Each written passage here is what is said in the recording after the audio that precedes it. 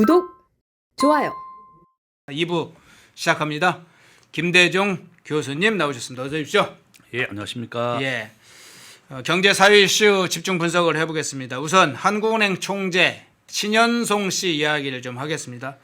이 신현송 씨 한흥 총재 후보자인데도 불구하고 이재명 말로 하면 이제 다주택자 마귀를 지금 한흥 총재 후보자로 지금 지명을 한 셈입니다. 자, 부동산 정책과 정면으로 충돌하는 이재명 입장에서 보면 정면하는 충돌이죠. 정책 결정 과정에도 다주택자는 참여시키지 않겠다고 한 사람인데 이런 사람을 하는 총재로 임명한 이 상황 어떤 차원에서 해석을 해야 됩니까? 마땅히 이제 뭐 인재를 찾기 어려워서 나는 임명을 했다. 예. 지금 이제 뭐 다주택자죠. 저기 강남구에 있는 언주로에 있는 동현 아파트. 예. 저도 근데 가끔 지나가면서 봤었는데 예. 그게 한 20억 정도 합니다. 재건축이 이제 확정이 됐고 추진 중에 있습니다. 또한 종로구에 한 200평방미터 가까이 되는 오피스텔도 가지고 있습니다. 그러니까 다주택자이니까 이제 신현송 후보자가 그러면 종로에 있는 오피스텔은 팔겠다 이렇게 지금 내놨다고 얘기하고 네. 마땅히 이제 사람을 추천할 사람을 구하기 어렵다 보니까 저는 다주택자라도 또 필요한 사람은 써야 된다.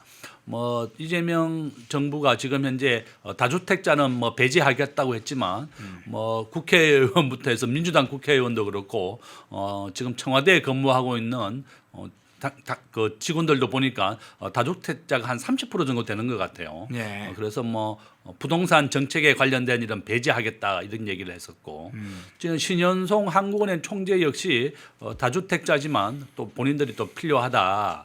지금 보고 있는 것처럼 지금 그 전체 원화 자기 자산의 한 52%가 전부 다 달러 자산입니다. 예, 예. 외화 자산으로 되어 있고 총 재산은 한 82억 정도로 이제 발표했습니다. 여기 이제 외화 자산이 한 43억, 또 원화 기반의 자산이 한 39억입니다. 그러니까 자기 집을 제외하면 현금을 비중으로 본다 그러면 약 90% 가까이가 달러 자산이다. 바로 이런 것이 좀 문제로 지적이 될 수 있습니다. 예. 예, 다주택자 문제도 나섰는데 방금 이야기한 부분 중에 외화자산 문제도 상당히 논란이 되고 있네요. 본인의 이제 재산 중에 절반 이상이 그 해외 자산이고 해외 자산 중에 93%가 그 외화 자산이라고 하는데 자, 그 부분 중에 이제 외화 자산이 뭐 좀 많은 건 그 자체로는 큰 문제라고 보지는 어려운데 문제는 한국은행 총재는 환율 정책을 다루는 아주 중요한 핵심적인 사실 결정자 위치에 있지 않습니까? 그 영향력도 꽤 끼치고 있고 그래서 이해 충돌 문제가 제기되기도 하는데 그 부분은 어떻게 보세요? 저는 뭐 충분히 이해 충돌 문제가 있습니다. 저는 굉장히 우려스럽습니다. 환율이 1,530원을 찍었을 때 예. 신현송 총재 후보자가 환율은 중요하지 않다 이런 말을 했어요. 예. 저는 그거 보고 깜짝 놀랐습니다. 잘 아시다시피 이제 대한민국은 무역 의존도가 75%입니다. 수출과 수입으로 먹고 사는 나라고 전 세계 무역 의존도 2위입니다. 이렇게 환율이 오르게 되면 대한민국은 에너지를 한 100%가 석유를 100% 수입합니다. 우리가 에너지에 대한 해외 의존은 한 95% 정도 되는데요. 그러니까 에너지 수입 가격이 오르고 지금 뭐 몇몇 항공사가 운항을 멈출 정도로 환율이 오르게 되면 모든 수입 물가 가격이 크게 오르게 됩니다. 바로 이런 이유 때문에 우리 온 국민이 걱정하고 있는데 환율의 자체는 크게 우려하지 않는다 이 얘기 보고 저는 깜짝 놀랐다 이렇게 말씀을 드리고 우리나라에서 현재 원달러 환율은 86% 확률로 계속 우상향하고 있습니다. 왜 이렇게 환율이 오르느냐 보면 첫 번째는 외환보 유고가 굉장히 부족합니다. 아마 신현송 총재는 파악하고 있을 거라고 저는 보고 있는데 현재 우리나라 외환보유고 4,200억 달러입니다. 국가 GDP 대비 한 22%까지 빠졌고요. 1997년도 외환위기를 겪지 않은 대만은 GDP 대비 80%까지 외환보유를 가지고 있습니다. 이렇게 외환보유고가 굉장히 부족하다는 거. 두 번째는 미국이 한미통화스와프를 거절했습니다. 네. 지금 해주지 않고 있습니다. 한일통화스와프만 100억 달러가 남아 있습니다. 여기에다가 국가부채가 현재 순수한 국채는 52%지만 광의의 국가 부채는 181%입니다. 바로 이렇게 복합적인 요인으로 원달러 환율은 계속 오르고 있습니다. 이렇게 국민들이 모두 불안해하고 있는 와중에 신현송 후보자가 환율은 중요하지 않다 이렇게 얘기를 하니까 전부 다 국제 금융의 종사자들이 굉장히 놀랐다. 저는 굉장히 우려가 된다 이렇게 말씀을 드립니다. 예. 자, 환율 문제와 관련해서 이야기를 했으니까 또 다른 발언 한번 좀 찾아보겠습니다. 추경 발언 문제를 한번 좀 살펴볼 텐데, 추경 발언에 대해서 지금 전쟁 추경, 뭐 고유가 추경이라고 하는데 전쟁 추경인지 고유가 추경인지 지금 논란이 되고 있어요. 자, 그런데 그건 좀 뒤로 하고 이 추경과 관련해서 어떤 입장을 밝혔는지 한번 볼게요. 이 신현송 씨가 25조 원 규모의 이 추경 편성에 대해서 이렇게 이야기합니다. 중동 상황으로 인해 취약계층 등이 어려움을 겪고 있어 정책적으로 피해를 완화하는 건 필요하다고 본다. 발표된 규모나 정책 설계에 비춰봐서 물가에 끼치는 압력은 제한적일 것이다. 이 뒤에 부분에 대해서 한번 좀 살펴보고 싶은데요.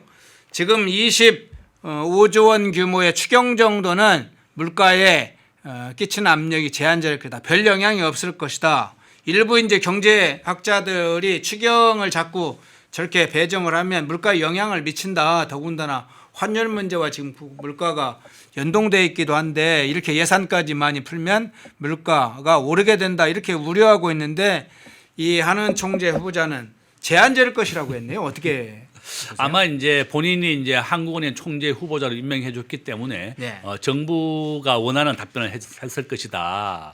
본인이 또 임명이 됐기 때문에 그렇게 말할 수밖에 없었겠다고 저는 보고 있고요. 우리 경제학자들은 물가가 오르는 것을 인플레이션이라고 부릅니다. 가장 큰 이유가 시중에 돈이 많이 풀리는 이유다 이렇게 봅니다. 시중에 돈이 많이 풀리게 되면 사람들은 물건을 사려고 합니다. 그러면 물건 가격이 오르게 되는 겁니다. 바로 이런 이유 때문에 인플레이션은 시중에 풀린 돈 때문에 가장 큰 영향을 준다 이렇게 얘기하고 있습니다. 지금 전쟁 추경으로 한 26조 원을 풀겠다가 정부가 이렇게 발표가 됐는데요. 네. 작년에 우리나라의 올해 예산을 728조 8.2%로 인상했습니다. 뭐 잘 아시다시피 작년에 우리나라의 물가는 한 2% 올랐고 경제 성장률은 1%입니다. 그러면 적정한 우리가 예산의 정액률 한 3% 정도가 돼야 됩니다. 최저임금도 2.9% 올랐습니다. 이와 같이 항상 경제 성장률과 물가 수준을 반영해서 추경을 예산을 확정해야 되는데 8.2%나 예산을 올리는 상황에서 또 전쟁 추경을 하는 겁니다. 또 이렇게 시중에 돈이 많이 풀리게 되면 물가는 당연히 오르게 될 겁니다. 현재 우리 대한민국의 통화량은 국가 GDP 대비 154%입니다. 미국이 GDP 대비 돈을 71% 풀었습니다. 그러니까 우리가 미국보다도 2배가 넘는 돈을 많이 풀었기 때문에 환율이 오르는 것이고 물가가 크게 오르는 것입니다. 저는 굉장히 우려를 하고 있습니다. 이와 같이 계속 재정을 확대하고 돈을 푼다 그러면 지금 IMF가 우리 대한민국에 대해서 경고하고 있죠. 계속 돈을 너무 많이 푼다. 이렇게 경고하고 있고 우리가 순수한 국채는 2029년에 60%에 도달하게 됩니다.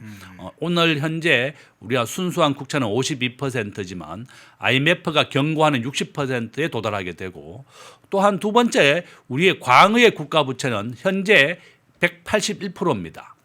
거기에다가 기업과 개인이 가지고 있는 총 부채를 포함하면 250% 정도 됩니다. 우리의 총 부채가 한 6,500조 정도 되는데요. 이와 같이 전쟁 추경을 이유로 해서 또 돈을 풀게 된다 그러면 당연히 물가가 오르는데 큰 요인이 된다 이렇게 볼 수 있습니다. 예. 광의의 전체 국가 총부채가 6,500조에 된다. 181%에 해당한다. 프랑스도 여기에 6,500조는 안 된다고 그러죠. 나라가 난리 날 뻔했던 프랑스조차 그걸 능가하는 국가 총부채 이야기도 해주셨는데, 자, 물가에 영향이 없을까요? 물가 영향을 받는다. 그 점을 콕 집어서 이야기를 해주셨네요. 자, 주제를 좀 바꿔서 삼성닉스 한번 얘기해보죠. 삼성전자와 하이닉스, SK 하이닉스 이야기를 좀 해보겠는데, 지금 무서운 기세로 얼마 전까지 주가가 쭉쭉쭉 올라갔었죠. 그리고 삼성전자, SK는 쭉쭉쭉 좀 떨어지는 현상이 계속 주가가 이제 급격히 낮아지기도 하는데 우리나라 주식시장에서 차지하는 비율도 워낙 높은 데다가 수출 경제, 한국 경제에 미친 영향이 특히 삼성전자가 굉장히 큰데 이 산업 구조가 빠르게 변하고 여기에다가 삼성전자가 긴장하는 것 중에 하나가 새로운 기술이 지금 나오고 있다. 기존의 전통적인 메모리를 대체하는 터보컨트라는 기술이 나오고 있다. 여기다 신기술뿐만이 아니라 글로벌 공급망의 위기도 덮쳤다. 뭐 이런 상황들이 나오고 있는데 이 삼성전자에 닥친 여러 가지 상황 어떤 차원에서 보세요? 삼성전자는 지금 현재 시가총액이 1조 달러입니다. 네. 1조 달러니까 한 1,500조 정도 된다 이렇게 보시면 되겠고 최근에 이제 전쟁이 확대되면서 고점 대비 한 20% 정도 빠졌습니다. 네. 하이닉스도 이제 우리가 시가총액이 한 700조 정도 되는데요. 한 20% 정도 빠졌습니다. 우리가 주가라고 하는 것은 이제 경영학에서 미래의 현금 흐름을 현재 가치화한 것. 플러스 투자 심리가 바로 주가의 정의입니다. 그러니까 6개월 뒤에 삼성전자가 돈을 얼마나 벌어올 것이냐 이제 거기에 달려 있다 이렇게 볼 수가 있죠. 삼성전자는 아마 이제 올해 예상 순이익이 한 200조 정도 됩니다. 네. 그러니까 매 분기에 한 50조 정도를 벌어온다는 겁니다. 작년에 삼성전자 전체 순이익이 한 40조 정도밖에 안 됐으니까 이제 3개월에 한 번씩 40조를 벌어오게 되는 겁니다. 바로 이런 이유 때문에 삼성전자가 5만 원에서 약 4배 가까이 급등을 했습니다. 그렇지만 이제 이렇게 전쟁이 확대되고 또 최근에 삼성전자 노조가 파업을 예고하고 되면서 삼성전자 주가가 빠졌습니다.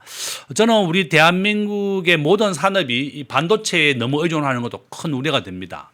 지금 일반 우리나라의 총 상장된 금액은 한 3천 개 정도 됩니다. 네. 유가증권 시장에서 한 1,000개, 코스닥 시장에서 한 2,000개 정도 있습니다.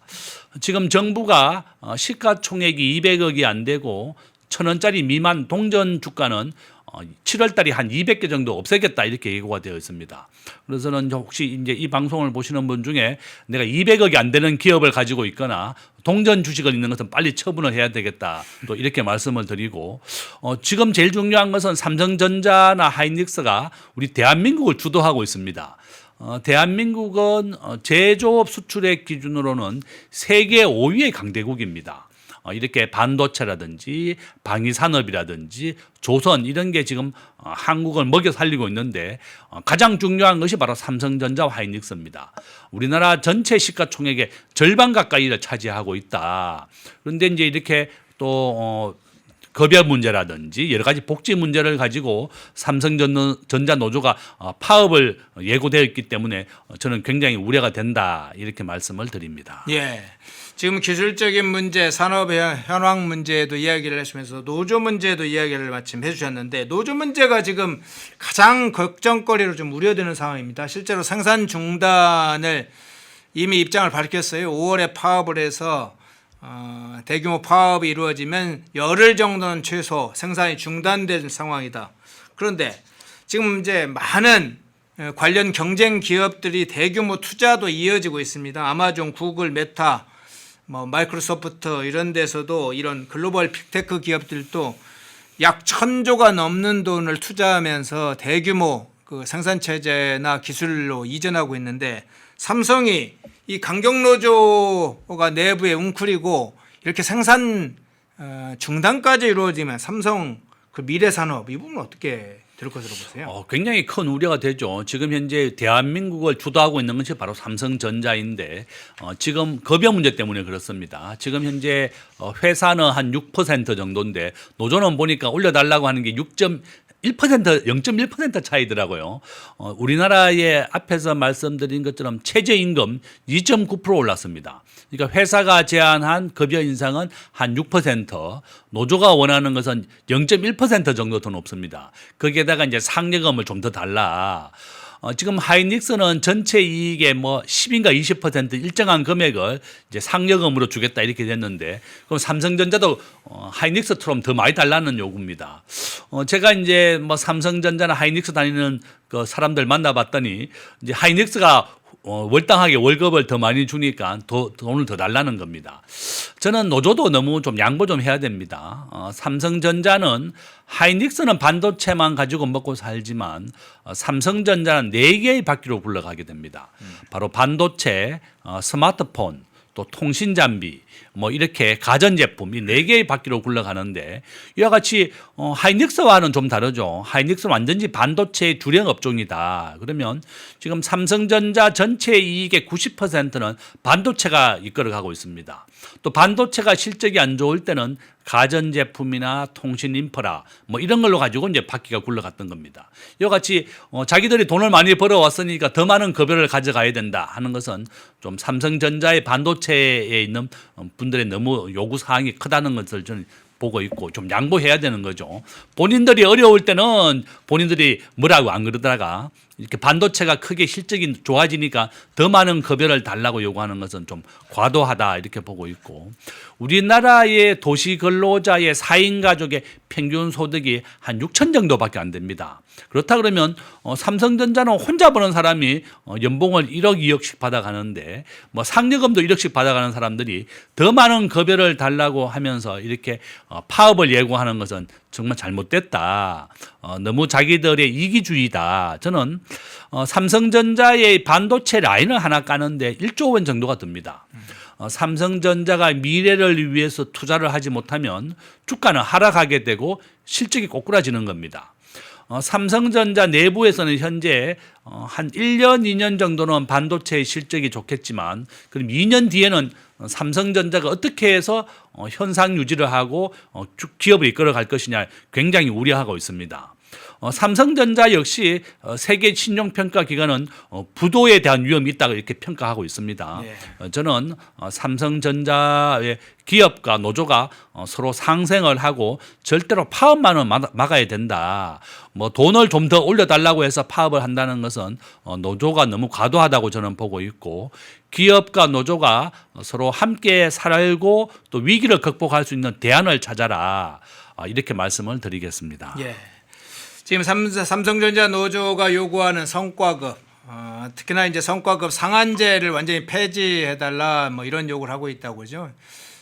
기업 측에서 즉 삼성 측에서는 영업이익의 10%를 성과급으로 돌리겠다 제안을 했지만 그거는 못 받아들이겠다. 상한제 자체를 폐지해라. SK처럼 상한제를 아예 폐지해라 뭐 그러는데 삼성전자는 내부 구조, 산업 구조상 그렇게 폐지할 수는 없다. 그렇게 하면서 맞서고 있는데 그 상황 한번 좀 살펴봤고요. 자, 비료 부족 사태도 한번 좀 살펴보겠습니다. 이 나프타 파동이 아주 이제 곳곳에 확산되고 있네요. 아까는 이제 건설업계 이야기를 좀 했습니다. 의료계, 건설업계, 막 산업 현장, 전 산업으로 확산되고 있는데 비료 수급 차질 문제로 이제는 곡물가에 영향을 미친다. 곡물가 상승, 축산물가 상승, 곡물 생산에 영향. 지금 어떤 상황이라고 보세요?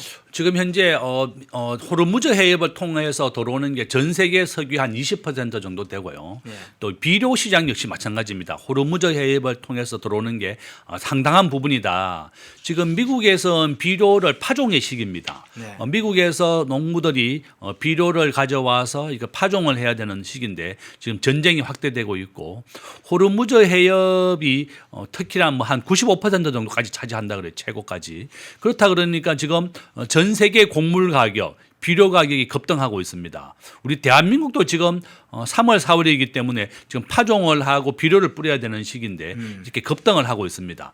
최고 한 50%까지 급등을 했다 그러고 지금 어민들은 뭐 배를 띄울 수 없을 정도로 걱정을 하고 있고 농민들은 비료 가격이 급등을 해서 우려하고 있습니다. 저는 우리가 향후에도 이와 같은 위기에 대비하기 위해서는 이건 수입원을 다변화해 놔야 되겠습니다. 우리 대한민국은 현재 전체 석유의 70%는 중동에서 들어오고 미국에서 한 30% 정도 들어옵니다. 그렇다 그러면 앞으로는 이러한 비중을 한 5대5 정도로 낮춰놔서 중동에 대한 비중을 낮춰야 됩니다. 이와 같이 중동이 막히게 되니까 우리나라를 포함해서 전 세계 비료 가격, 곡물 가격이 급등을 하고 있습니다. 대한민국은 앞에서 제가 무역 의존도가 75%라 그랬죠. 예. 세계에서 두 번째로 높습니다. 여기에 우리 대한민국은 수출과 수입의 99%는 다 배로 운송을 하고 있습니다. 그러니까 호르무즈 해협이 막히고 홍해까지도 막히겠다 이렇게 예고가 되니까 비료 가격이 급등을 하고 있는 겁니다. 정말 빨리 전쟁이 빨리 끝나야지 우리 국민들이나 우리나라 농민들까지 다 좀 편안하지 이렇게 너무 큰 영향을 받고 있다 이렇게 말씀을 드립니다. 예. 좀 메커니즘이 조금 여러 가지로 이제 복잡하게 구성되어 있고 우리 이제 비료값 문제는 비료 그냥 단순한 문제는 아니고 하나의 이제 메커니즘이 작동하고 있는 걸로 봐야 되겠네요. 예, 그렇습니다. 지금 현재 우리가 과거에 우크라이나 전쟁에 났을 때 우크라이나가 전 세계 밀 가격의 밀 공급의 한 30%를 차지한다 이런 영향을 받았었고 예. 지금 비료 가격까지도 급등을 하고 있습니다. 바로 이렇게 모든 것이 구조적으로 메커니즘에 의해서 굴러간다. 호르무즈 해협이 통제가 되고 봉쇄가 되니까 이렇게 곡물 가격이 급등하게 되고 그러면 비료 가격 또 사료 가격이 급등하게 되면 농민들이 파종을 못하고 씨를 뿌릴 수가 없는 거기 때문에 또 가격이 급등하게 되는 것이고 그러면 최종적으로는 최근에 쌀값부터 포함해서 모든 곡물 가격이 크게 오르고 있습니다. 네. 지금 정부는 뭐 비축분을 포함해서 우리가 낮추겠다고 예고했지만 석유 가격에 대해서도 마찬가지입니다. 우리가 전쟁에 대비해서 석유 비축분이 한 200일 정도라고 얘기했었지만 네. 이것이 앞으로는 한 1년 이상 비축을 해놔야 되겠다. 지금 정부가 비축된 것이 얼마나 소요됐는지 지금 전쟁은 한 달 이상 넘어가고 있습니다. 전쟁이라고 하는 것이 한번 시작은 쉽지만 멈추는 것은 굉장히 어렵습니다. 우크라이나 전쟁 지금 4년 차로 접어들고 있습니다. 저는 이란과 미국이 빨리 서로 타협을 하고 양보해서 빨리 전쟁을 종결해야지 지금 뭐 내일까지 48시간이 더 넘어버리면 뭐 발전시설, 석유시설, 뭐 원유시설까지 다 폭격하겠다고 이렇게 되니까 지금 장기화되는 것이 가장 우려가 됩니다. 그럼 장기화된다 그러면 우리 서민들이라든지 어려운 사람들이 더 고통을 받는다. 또 미국뿐만이 아니라 전 세계가 고통을 받고 있고 또 무역 의존도가 높은 전 세계에서 가장 높은 우리 대한민국이 가장 큰 영향을 받는다 이렇게 볼 수 있습니다. 예. 자, 비료 사태 부분, 의료 사태, 건설 현장 사태, 비료 사태까지 계속 보고 있습니다. 전방위적으로 산업이 악화되고 있는 상황인데요. 자, 이재명의 그래서 추경 관련된 부분도 한번 연관해 살펴보겠습니다. 이재명이 이 대통령이 국민 70%에게 지급한다는 고육과 피해지원금, 뭐 전쟁 추경이라고 그냥 이름을 붙이기도 했는데, 자 그거 한번 이재명이 한 얘기를 한번 볼까요? 본인 스스로가 이걸 또 논란을 만들었어요. 지방정부 재정 여력 보강을 위해서 지방정부에 주는 돈이 9.7조 원이고 지원금 사업에 드는 지방정부 부담금이 1.3조 원이니 재정 여력이 8.4조 원 늘어나는 건 아니냐. 호텔경제학도 같은 이야기하고 있다는 느낌이 드는데 어쨌든 이어집니다. 확대된 재정 여력에 대한 지방정부 자율 결정권을 침해하냐고 비판하는 건 몰라도 재정 부담이 증가되는 말이 된다. 그러니까 고육과 피해지원금을 우리가 정부가 많이 주는데 거기에다가 지방정부가 부담하는 금액이 30% 있는데 지방정부 예산에 좀 문제가 생기고 있다. 부담이 증가하고 있다. 그거 왜 앵앵거리냐 뭐 이런 이야기인데 어떻게 들으셨어요? 그렇죠. 이제 우리가 이제 지방 정부의 재정을 지원하게 되면 매칭 자금이라고 해서 지방 정부가 중앙 정부가 지는 이런 지방 교부세에 대해서 그만큼 본인들의 일정한 부분을 보조를 해야 되는 겁니다. 바로 이런 이유 때문에 지방 재정이 또 이렇게 정부의 교부세를 받으면 우려가 된다는 거죠. 순수하게 중앙 정부의 예산만 가는 것이 아니라 지방 정부도 기존에 있던 받은 예산에서 정부가 주는 돈의 매칭 자금을 준비해야 된다. 저는 그런 것 때문에 그렇고 지금 가장 큰 우려가 되는 것은 추경이죠. 이번 추경이 26조 원 정도 됩니다. 예. 우리가 전체 국가 예산을 728조로 늘리면서 전체 총 예산을 8.2%나 늘렸는데 이렇게 전쟁 추경을 26조 원 하게 되면 9%가 넘어가게 됩니다. 우리가 앞에서 제가 말씀드린 것처럼 우리가 물가는 2%, 경제 성장률은 1%이기 때문에 3% 정도만 되면 저는 적정하다. 우리 경제학자들은 원래 우리나라 예산이 한 3% 정도가 가장 적정하다고 얘기했지만 이렇게 9% 가까이 이제 전체 총 예산이 늘어나게 되는 거고, 이번에 국민들에게 6월 3일 지방선거를 앞두고 또 한 10만 원에서 60만 원까지 또 지원금을 준다 그래요. 아주 뭐 과거에 보니까 이게 이제 정부가 계속 추경을 했습니다. 네. 뭐 경제가 이번에 주는 예산은 반도체가 너무 많이 팔려서 국가 예산이 너무 많이 들어왔기 때문에 법인세가 많이 들어와서 여유가 남아서 준다 그러고, 어떨 때는 또 어려워서 준다 그러고, 계속 추경은 계속 이루어졌습니다. 저는 이렇게 추경을 계속 확대하게 된다 그러면 앞에서 말씀드린 것처럼 시중에 돈이 많이 풀리면서 또 물가가 오르게 됩니다. 앞에서 지금 한국은행 총재가 물가가 많이 급등하고 있기 때문에 다시 기준금리를 올릴 수도 있다 이렇게 예고를 했거든요. 정부가 법인세를 26%에서 1% 올렸습니다. 정부가 얘기했습니다. 그러면 법인세를 올려가지고 그 돈으로 뭘 할 것이냐 이랬더니 기업들에게 지원해 준다 그래요. 그러면 기업들에게 지원할 거를 왜 법인세를 올려가지고 지원해 주느냐, 저는 이제 그런 문제를 지적하는 겁니다. 우리나라에 지금 현재 지방세를 포함하면 법인세는 27% 정도 되는데요. 전 세계 평균의 법인세는 21%입니다. 지금 한국의 경쟁국이라고 하는 싱가포르는 법인세 17%고 아일랜드는 법인세가 12%입니다. 미국도 법인세가 21%인데 지금 트럼프 대통령 법인세를 15%까지 낮춰서 전 세계 제조업 1위 국가로 만들겠다 이렇게 예고하고 있습니다. 아일랜드라고 하는 나라는 법인세가 최고 50%에서 지금 현재 12.5%까지 낮췄습니다. 박리담회죠. 세금을 낮춰서 기업의 일자리를 만들고 전체 국민의 20%가 현재 다국적 기업에 근무하는 게 바로 아일랜드입니다. 저는 우리나라 대학생 취업률 정확하게 44%입니다. 대학을 졸업하고도 절반도 취업을 못한다. 우리나라가 법인세도 높죠. 또 강력한 노조도 있죠. 또 노란봉투법도 3월 달에 시행이 됐습니다. 그러니까 외국인들이 한국에 투자로 유입이 되는 것보다 우리 대한민국의 기업이 유출되는 것이 2배 정도 많습니다. 그래서 우리 자녀들이 지금 취업을 못하고 있는 겁니다. 저는 정부나 국회에 계속 촉구하고 있는 것이 우리가 세계 평균 정도로만 기업하기 좋은 나라를 만들자. 법인세도 세계 평균으로 낮추고 이 전쟁 추경이라고 해서 또 돈을 푸는 것보다도 우리가 기업을 우대하고, 이재명 대통령이 스스로가 일자리의 90%는 기업이 만든다고 얘기했습니다. 그럼 기업을 우대하고 기업을 위한 정책을 만들어내야 되는 것이다. 저는 이렇게 우리가 세계 평균 정도로만 기업하기 좋은 환경을 만들어주는 것을 부탁을 드립니다. 예.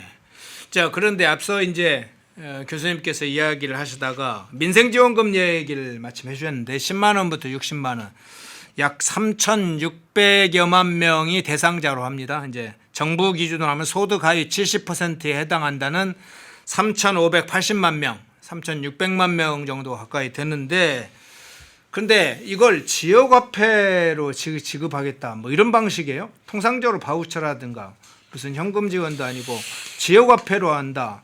그간에 이제 지역화폐하면 딱 과거 경기도의 코나이 같은 얘기가 나서 이권 카르텔의 상징적인 모습이 기억되는데, 이 지역화폐로 지급하는 문제 어떻게 보세요?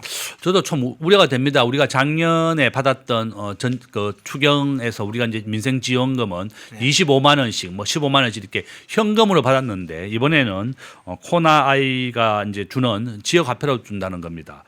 지금 현재 제가 조금 전에 이제 들어오기 전에 코나 아이가 이제 시가총액이 얼마인가 봤더니 시가총액 한 8천억 정도 됩니다. 예. 거기에다가 주가는 한 5만 5천 원 정도 되죠. 과거에 이재명 대통령이 성남시장 할 때 이제 지역화폐에 협력을 했던 기업이 바로 이 코나아이라는 기업이고, 과거에 이 기업은 한 10,000원짜리 기업이었는데 현재 한 8만 원까지 갔다가 현재 한 5만 5천 원, 오늘 현재 기준은 한 5만 5천 원 정도 됩니다. 아마 이제 지역화폐 금액이 우리 국민들에게 준다 그러면 한 10조 원 미만이 될 거라고 저는 보고 있는데 그러면 이 일정한 수수료를 그러면 코나아이가 받는 겁니다. 뭐 받는 비율은 얼마인지 알 수가 없지만 아마 일정한 비율을 받으면 이 코나아이는 크게 기업에 도움이 될 것이다. 저는 그렇게 보고 있고 과거처럼 우리가 이제 경제학자들은 그러죠. 이거 바우처로 준다든지 지역화폐로 주게 되면 현금으로 지급하는 것보다는 그런 효율성이 한 30% 정도 떨어지게 되는 겁니다. 우리가 경제학의 목적이 공정성, 효율성이거든요. 그럼 효율적으로 자원을 배분해야 되고 공정하게 자원을 배분해야 되는데 이런 코나아이라고 하는 요 기업을 통해서 지역 화폐로 배분하게 된다 그러면 그 효율성이 그만큼 떨어지게 되는 겁니다. 저는 그런 이유가 바로 우려가 된다. 저는 정부가 추진하는 이 전쟁 추경도 공정성과 효율성이라고 하는 경제학의 목적에 맞게 좀 배분을 해줘라. 그러면 오해를 받지 않을 것입니다. 지금 코나아이를 통해서 지역 화폐를 이제 해준다 그러면 과거에 있었던 이 성남시장 때 지역 화폐도 이제 코나아이를 했었기 때문에 우려가 되는데 우리가 이제 배나무 밭에서 카라카스를 고치지 마라 이렇게 오해받을 일을 하지 말라는 겁니다. 저는 정부에서도 이렇게 효율성이 더 높은 현금 지급하는 것도 오히려 좋다. 현금은 어디에서나 쓸 수가 있고 우리 국민 모두에게 효용성이 훨씬 올라가게 됩니다. 그래서 이렇게 또 좀 현금 지급도 좋은 대안이다.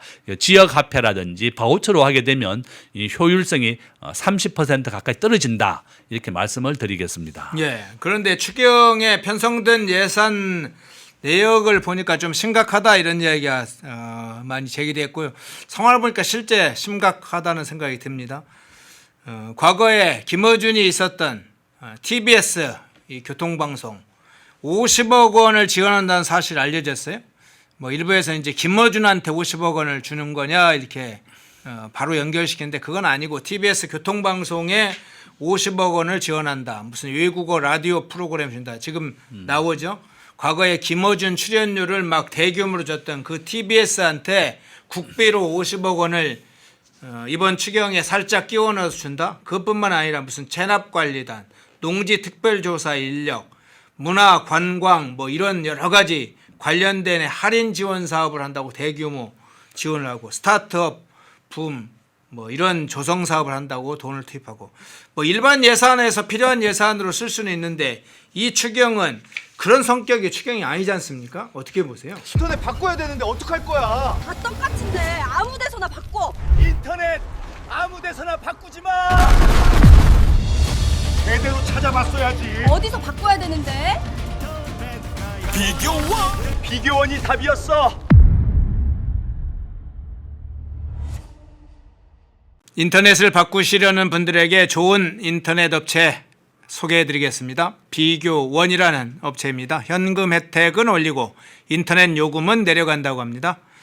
인터넷 TV 신규 가입 시 최대 48만 원, 휴대폰 최대 50만 원, 정수기 렌탈 시 최대 30만 원으로 최대 128만 원 혜택을 받을 수 있습니다. 인터넷 가입과 동시에 사용하시던 휴대폰 그대로 통신사만 변경해도 30만 원 혜택을 받으실 수 있습니다. 안전문제 관련해서 이 업체 8억 이상의 보증보험도 가입되어 있어 믿을 수 있고요. 23년간 보안사고가 한 건도 없다고 합니다. 또 본인 가입 후에 지인도 가입하면 최대 4만 원 이마트 모바일 상품권을 횟수에 상관없이 무제한 제공한다고 하네요. 화면에 보이시죠? 1670-2571로 연락하셔서 상담 받아보시거나 네이버에 비교원 검색 후 문의 남겨주시면 전화드린다고 합니다. 팁 드립니다. 연락하실 때 펜앤마이크 TV 구독자라고 말씀하시면 비밀 혜택도 있다고 합니다. 그렇죠. 우리가 이제 앞에서 말씀드린 것처럼 우리 경제학의 목적, 예산을 어떻게 지출해야 되느냐. 이것은 공정하고 효율적으로 배분해야 된다는 겁니다. 우리 국민들이 세금으로 거둔 돈이 바로 국가 예산입니다. 그러면 이 예산은 공정하게 자원이 배분이 돼야 되겠고 또 효율적으로 자원이 배분이 돼야 되는데 이 TBS만 꼭 넣어서 50억씩 이렇게 예산을 준다는 것은 이것은 남이 봐도 문제가 있다 이렇게 지적하는 거죠. 우리나라의 전체 언론사를 따지면 한 3,000개 정도 된다고 합니다. 그러니까 TBS만 이렇게 50억씩 예산을 끼워 넣게 한다는 것은 바로 문제가 된다 이렇게 볼 수가 있고, 과거에 이제 TBS가 서울시 산하 기관으로 있을 때 TBS가 스스로 좀 독자 생존해라. 예. 스스로가 돈을 벌고 스스로가 생존하게 만들어 놨는데 이렇게 본인이 어렵다고 얘기하니까 정부가 이제 김어준이 출연료를 했던 이 TBS에 예산을 준다는 것은 문제가 있다는 겁니다. 저는 이러한 언론 기관들도 스스로가 생존해야 됩니다. 스스로가 돈을 벌고 스스로가 살아남아야지 이 TBS만 이렇게 국가가 예산을 50억씩 준다고 하는 것은 공정성과 효율성에 어긋난다, 공정하지 못하다는 겁니다. 우리가 지금 정치학이라고 하는 것은 정치학 원론에 이극창 정치학 원론이 가장 많이 본 정치학 책인데 거기에 보면 발을 정자입니다. 네. 자원을 올바르게 배분하는 것이 바로 정치다 이렇게 얘기하고 있습니다. 올바르게 국가의 예산이 728조고 이번에 전쟁 추경이 26조입니다. 그러면 이것을 공정하고 올바르게 배정이 돼야 되는데 이렇게 TBS만 콕 찍어서 이렇게 50억씩 배정한다는 것은 문제가 있다는 거다. 정부가 충분히 설명을 하고 해명을 해야 될 것이다. 저는 그렇게 봅니다. 예. 마지막으로 이 주제 한번 좀 다뤄보겠습니다. 이게 아파트값 상승 문제와 연계되어 있고 부동산 정책과 직간접적으로 연관돼 있는데, 자, 그 상황 한번 살펴보겠는데, 이재명 정권이 이제는 강제 이주 정책을 수행하는 것인지 한번 따져보겠습니다.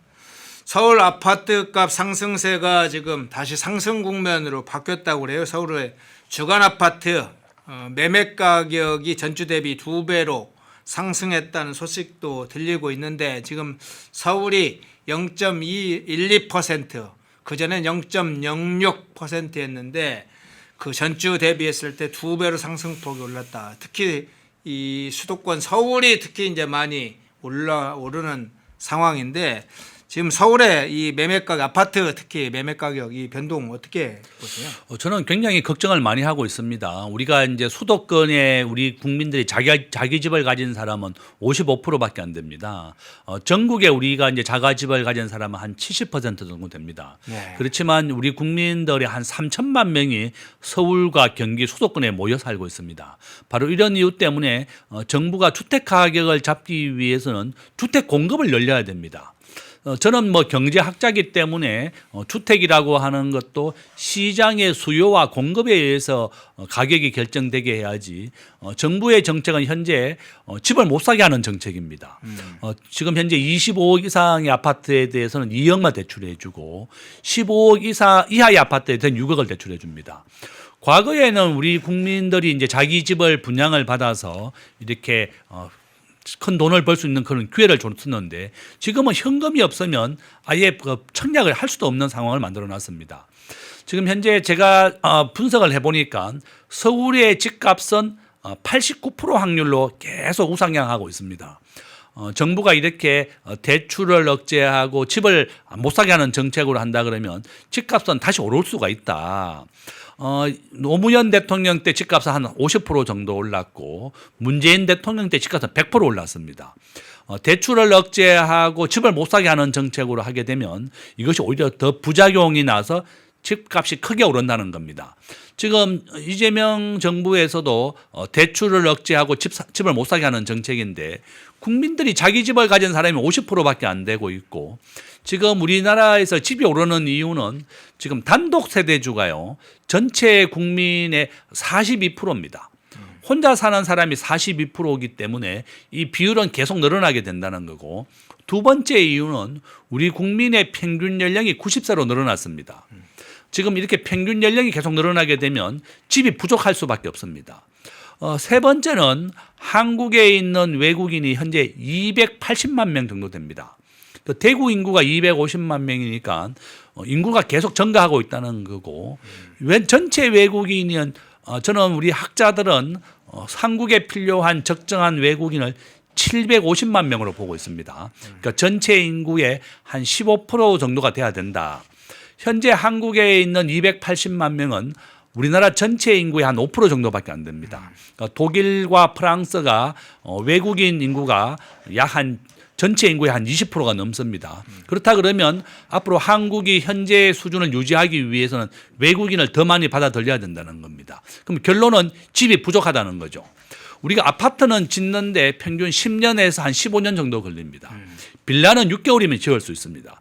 정부가 시장 경제에 맡겨서 주택 공급을 늘려서 부동산 가격을 잡아야지 대출을 안 해주고 집을 못 사게 하는 정책으로 한다 그러면 집값은 더 크게 오른다. 이번 달에 강남에 아파트 분양을 해요. 반포 일지구인데요. 이 시청하시는 분들 현금이 있다면 좀 청약하십시오. 지금 아파트는 27억에 분양하는데 32평. 그 시세가 55억이 넘습니다. 그 아파트 당첨되면 30억씩 차익이 남습니다.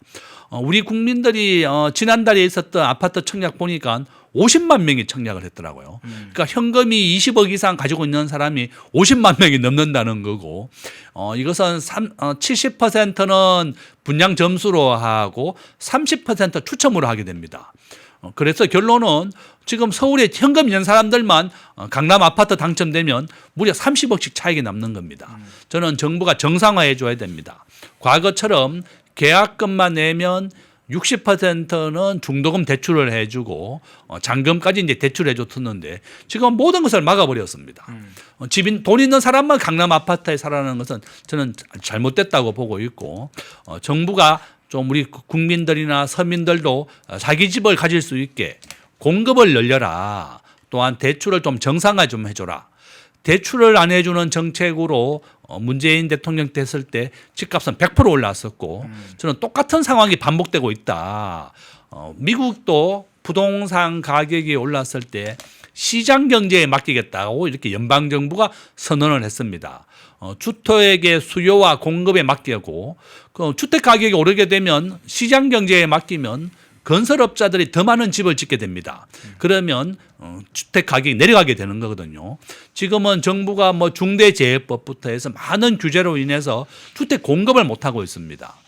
지금 재건축은 늘어나는 용적률의 50%가 임대아파트로 줘야 되고, 재개발은 전체 아파트 공급량의 15%가 임대아파트입니다. 그러니까 이렇게 초과이익 환수제부터 해서 계속 규제만 확대하고 양도세를 세주택은 82%까지 내야 되거든요. 그러면 누가 집을 팔겠느냐. 자기가 주택 차액의 82%까지 양도세를 거두게 되면 더 공급량이 줄어들게 되거든요. 그래서 저는 미국 수준으로 만약에 보유세를 올린다 그러면 이 거래세, 양도세를 낮춰줘야 되는 겁니다. 이렇게 거래가 시장 경제에 맡겨서 수요와 공급에 의해서 결정되게 하고 양도세를 낮춰줘야지 주택이 더 많이 팔리지, 이렇게 세금만 올리는 정책으로 한다 그러면 더 우리 서민들이 어려움을 겪는다. 지금 강북이나 강남이나 전세나 월세 공급이 90% 줄었습니다. 우리 서민들의 정말 큰 고통을 받는다. 이렇게 말씀을 드리겠습니다. 네. 지금은 또다시 대출에 관한 규제를 더 강도 높게 하겠다. 이런 이제 예고된 상황입니다. 물론 이제 보이스 인상이라든가 여러 가지 세제 문제도 지금 동시에 더 강화되는 상황인데, 결국에는 지금 이재명의 부동산 정책은 서울에 살고자 하는 거주하고 있는 사람들을 다른 지역으로 지금 이주시키는 일종의 강제 이주 정책과 같은 것으로 보이는데, 어떤 그 본질적인 재산권 문제 포함해서 어떻게 보세요? 우리 대한민국은 거주 이전의 자유가 있습니다. 네. 거주와 이전의 자유가 있고 누구나 그렇게 해야 되는데, 지금은 그 집을 사는 사람은 그 집에 무조건 살아야 되는 겁니다. 정책이. 지금 전세가 끼어 있으면 그러면 전세가 그 유효기간만큼은 또 연장을 해주겠다. 정부의 정책에서 가장 중요한 것은 일관성과 예측 가능성입니다. 네.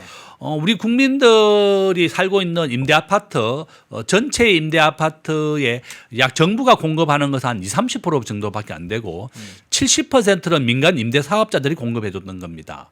우리가 이제 다주택자라고 하는 것은 집을 1개 이상 2개 가지고 있는 사람을 말하는데, 내가 집이 1개 있더라도 전세 사는 사람은 또 많이 있습니다.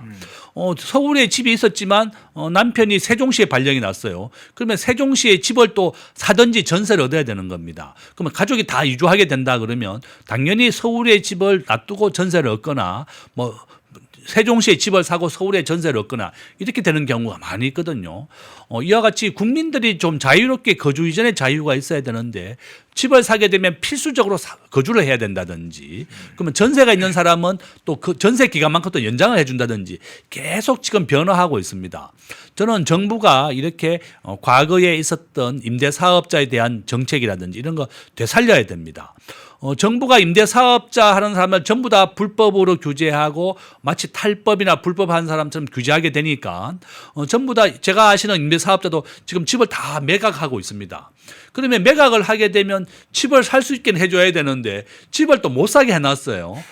DSR, DTI, LTV 집값의 40%만 대출을 해주고 DTI는 자기 연봉의 5배만 대출해주고 DSR은 은행의 이자까지도 국민들이 자기 소득의 얼마까지도 이자를 갚을 수 있는지를 따져보는 겁니다.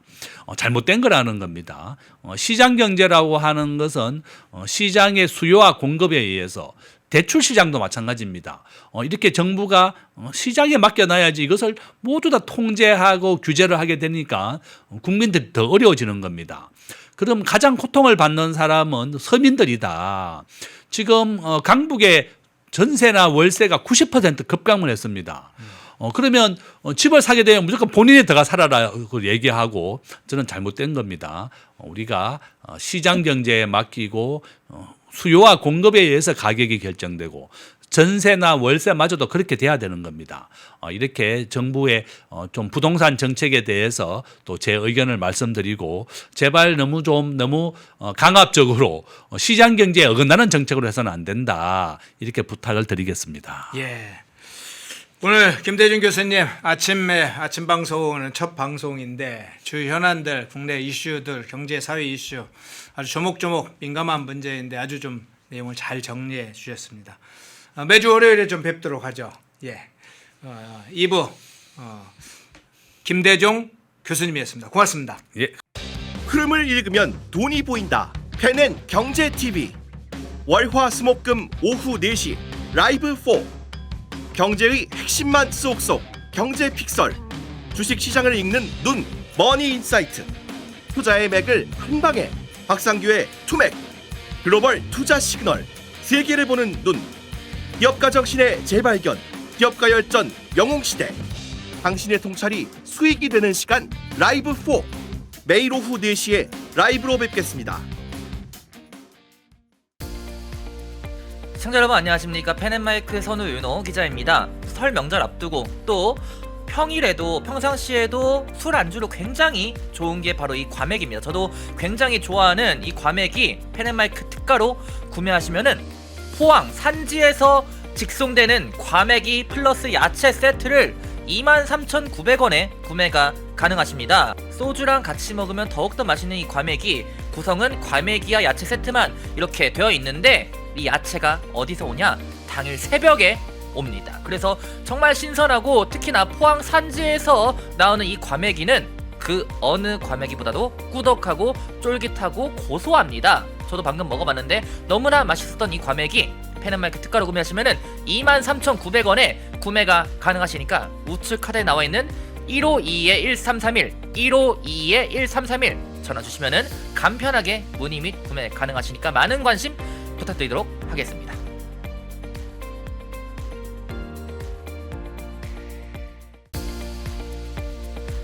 시청자 여러분 안녕하십니까. 펜앤마이크 선우윤호 기자입니다. 오늘은 제가 제품 하나를 소개해 드리려고 하는데요. 바로 남재은 박사가 직접 개발한 알부민 울트라맥스. 누적 판매량이 300만 병을 돌파한 만큼 후기로 검증된 뭐 그런 제품이라고도 볼 수가 있는데, 그러면 많은 분들이 대체 어떤 부분에서 무엇을 보고 300만 병이 넘는 이 주문량을 돌파했는지 그걸 알아야겠죠. 바로 많은 분들이 꼽는 것에 피로회복, 면역력, 그리고 간 건강 등이 있습니다. 무엇보다 남재은 박사가 본인이 직접 마시면서 개발에 참여했기 때문에 다른 제품들을 보더라도 이름을 걸고 판매하는 제품들은 당연히 자신감이 있을 수밖에 없습니다. 그것이 이러한 자신감이 300만 병 돌파라는 그런 판매량으로 입증된 거기도 하고요. 이 피로 회복, 면역력, 집중력 저하, 간 건강 등 이 하루 한 병 바꿔보시면은 아마 일상이 달라졌다는 후기들이 많은 것처럼 여러분들도 그 후기가 자신의 후기가 될 수 있을 거라 생각을 합니다. 지금 구매하시면 펜앤마이크 이벤트로 정말 그 어디서도 경험할 수 없는 이벤트를 경험하실 수가 있습니다. 바로 2+1 이벤트인데요. 지금 바로 우측 하단에 나와 있는 번호 1522-1331 152-1331 전화 주시면은 펜앤마이크에서만 진행하는 2+1 이벤트로 알부민 제품 구매하실 수가 있으니까 많은 관심 부탁드리도록 하겠습니다.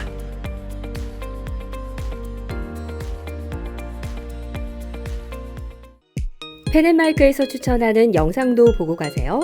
다른 영상도 즐기시려면 구독 버튼을 꼭 눌러주세요.